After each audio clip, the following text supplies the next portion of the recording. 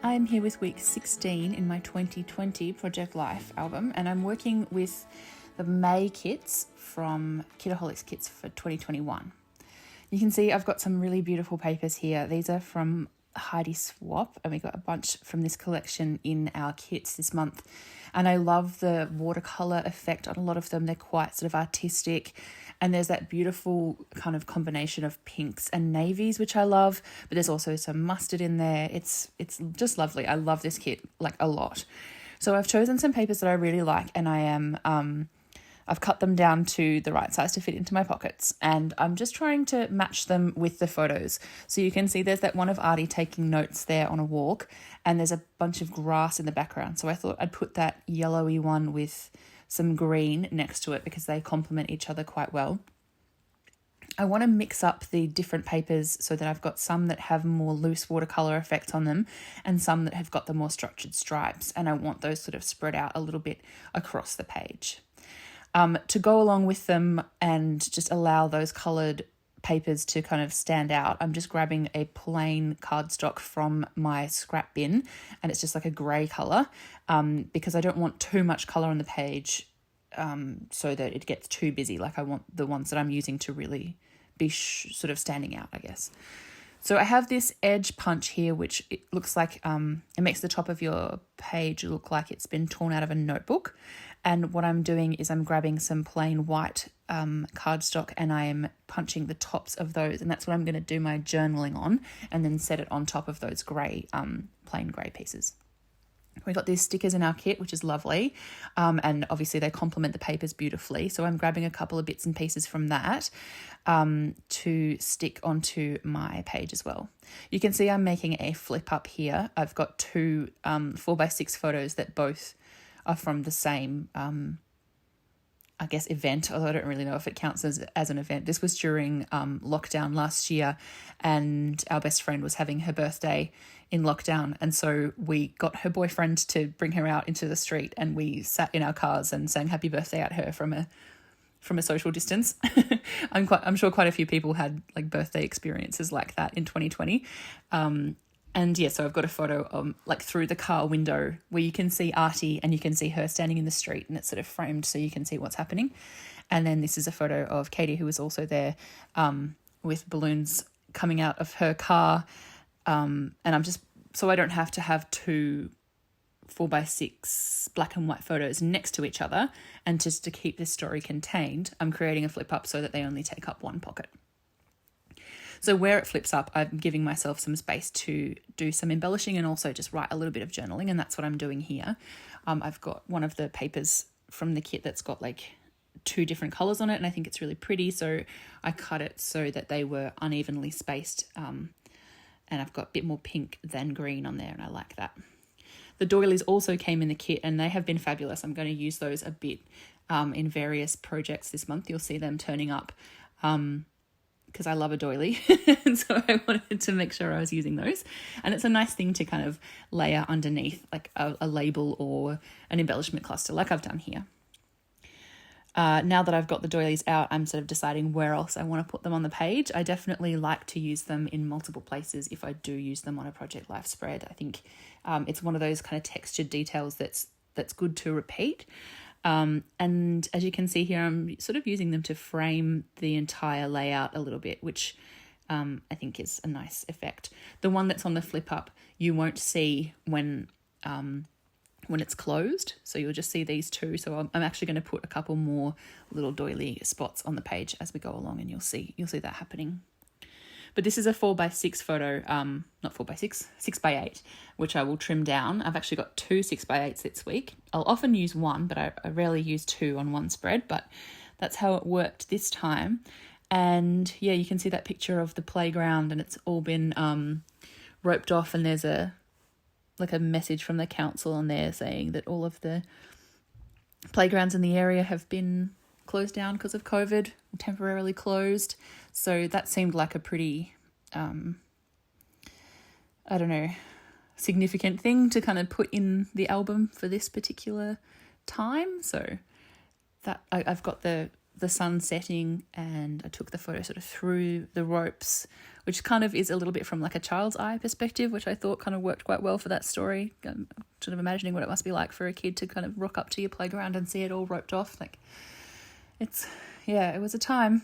I'm really glad we're not in lockdown anymore here in Melbourne, and I'm really feeling for people who still are, because it was tough, and I think it's particularly tough for little kids who don't really understand how time passes, that these things that are tough actually do pass, because they just live in the moment so much, and all they know is that they don't get to play, and it sucks.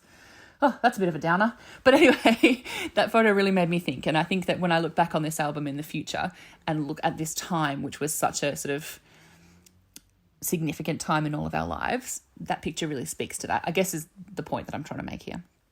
Anyway, let's move on from that, because that's sad. And yes, I'm continuing to add some little pieces of doily. These are nice big ones, so I could actually just use one or two and actually end up spreading it quite far over the page by just using sections of it. Although we did get a little stack of them, so there were plenty in the kit, but I can make a doily go quite far, actually. I like this one here in the corner, just a little hint of it, and I'm layering that with a sticker from the sticker sheet. And I love the gold that's there. It's pretty. I'm just using a staple to hold it in place while I put the sticker over the top, and then the sticker covers the staple so you don't see it in that particular case. I loved that little document piece which came from the die cut pack that we got in the kit, because this was a picture of Artie. Actually, these 3 photos in the bottom left corner are all of Artie collecting data on our walks that he then took home, and we used to make graphs and stuff, because we were doing home learning, and so that was a fun maths activity, and thinking about how we collect data and then how we represent it. So that was cool. And so he's there with his little clipboard, and then there's a picture of him there at his desk actually writing up his findings, I guess. So that was fun.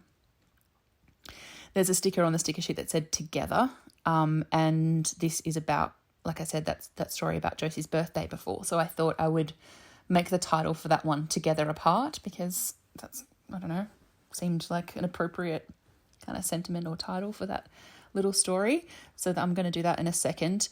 I'm making sure to add a little bit of extra texture in here with some tangled thread, and that's going in underneath the sticker, which will hold it in place. I wanted to use some teeny alphas for some of these like subtitle-y bits, and I didn't have any from any of my Kitaholic kits because I've used up all the ones that we've had before. So I just grabbed these ones out of my stash. They're from Freckled Fawn, and they toned in really well with the colours that I had from the kit, because they were like the background was like a off-white, and then the text was like a pinky colour, so it just sort of fit in with all of this beautiful Heidi Swap stuff from the kit. So that says Together Apart now. And now that I have those mini alphas on that card, I'm going to make sure I find 1 or 2 other spots to sort of put them in on the page as I go.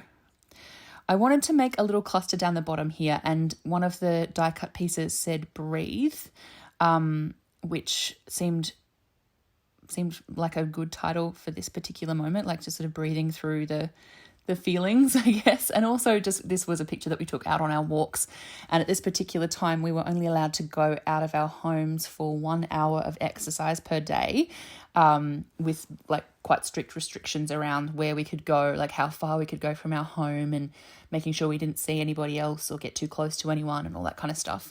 So those moments where we were allowed out, and just sort of being outside and breathing the air and just kind of being out of our homes was really good. So that sort of seemed, using the word breathe there seemed appropriate to me. And then I've just put Life as an Adventure underneath it, because this has certainly been adventurous, for better or worse. So yeah, I'm using a bunch of the die cuts from the die cut pack, because they complement the papers really nicely. And I'm sort of layering them with bits of tangled thread as I go, labels from the sticker sheet, and bits of doily. So I've got like a few different elements that I'm repeating in different configurations as I sort of go through the spread. I'm just changing out my title card because I really wanted to use this little die cut that's got the dates and months on it, and that was quite blue. Well, it is blue. And the background was pink and yellow, and it just didn't quite look right. So I grabbed another piece of paper from one of those 12 by 12 sheets, and I chose a bit that had a bit of pink but mostly blue on it. And that goes better with the die cut. So that's going on there. And again, a bit more thread. I'm sort of speeding this up as I go because it's a repeated thing that I'm doing, and once you've seen me do it once, you get the idea. But I do like to include that for texture and just softening the feel of the whole thing. It's kind of nice to do a cluster in the top corner of the title card. I often end up putting it in the bottom corner or in the middle. I don't often do it in the top corner, I don't think. So that's something a little bit different for me. I went away and did some journaling. And while I was journaling on those cards that had the what's the word I'm looking for? The punched top, I sort of bent them and folded them and sort of tore them a little bit to make it look more like they had been torn off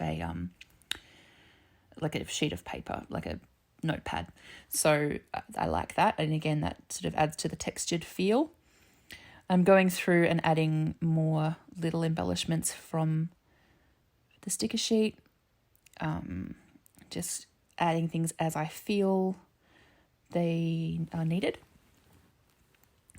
I now want to assemble my little flip up here.